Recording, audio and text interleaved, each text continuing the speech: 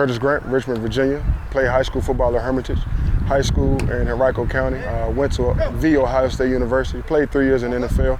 I'm out here today to support some of my kids that I've been helping transition, get ready to go to the next level, and, just wanted to see them come out here and compete. What do you want these kids to understand about camps like today?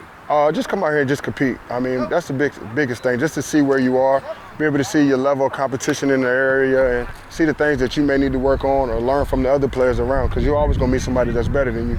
So you might want to pick up some tips from their game, or they might want to pick up some tips from you to help you become a better athlete.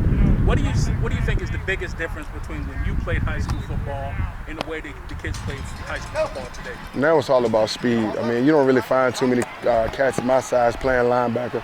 Somebody about my size now with the 6'2", 6'3", will possibly be playing defensive end instead of like a middle linebacker like I used to do.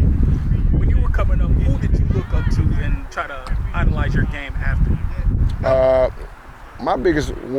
I used to idolize Ray Lewis. That was my guy, 24/7. All I wanted to do was watch Ray Lewis and be just like him. Big motivational speaker guy. He was very passionate, lots of great energy, and I wanted to be just like him. So, Curtis, it's going to be Ohio State for you. Why did you decide to pull the trigger with the Buckeyes? I pulled the trigger with the Buckeyes because that's why I felt the most love from. Those guys recruited me in a different way, and I liked the way they recruited me. What led to your decision to go to Ohio State? At first, I was going to Florida. I wanted to be a Gator bad, but Jim Tressel and Luke Fickell was the biggest impact on me. And I got a chance to meet a guy named Marcus Freeman. And when I went up there on my visit, and they showed me around, and Tressel always made you feel like you were at home no matter where you were. So I knew it was a no-brainer when I didn't get a chance to go to Florida. I'm going to call Carey, see if that's true. Today's Price. The ball carrier, wrapped up by Curtis Grant. Talk about your time at Ohio State. Ohio State I hated it at first, but then I grew to love to learn it. I didn't understand when I first got there that I was a big fish in a bigger pond, and then my transition was a little difficult because being away 8 hours away from home and trying to be able to understand someone else's system and a new way of life. And once I got to grasp the concept of that, I started to become a better player. Once you got to the league, what was the biggest challenge for you? Just understanding the business side of things. It didn't matter how good you were. You could be the best player in the room sometime, or you could have the most tackles this game or the next game, and you may get cut. And it's not because of you, it's just, someone else. You're the last man on the totem pole. So you had to get used to just the business side. But the game is still the same, it's just a little faster. And what are you doing today? Right now, I have my own trucking company, working on a bunch of different business endeavors and coaching.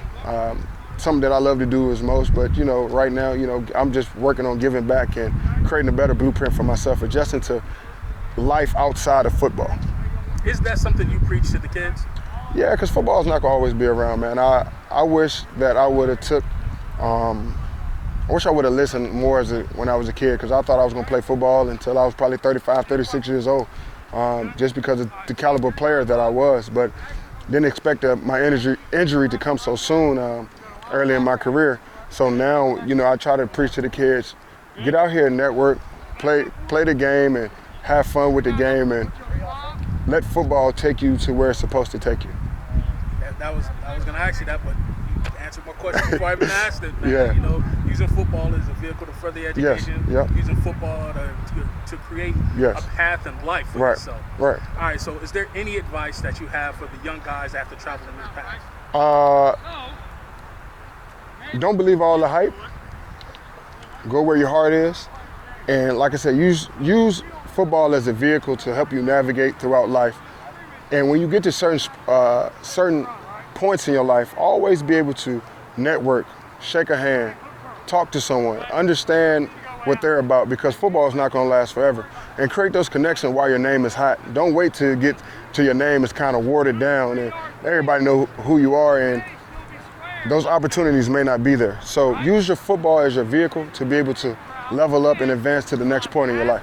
So don't burn no bridges. Don't burn no bridges. That's one thing I can tell you. Do not burn any bridges. I'm glad I haven't done that, and I don't plan on doing it. I don't care how bad somebody treats you.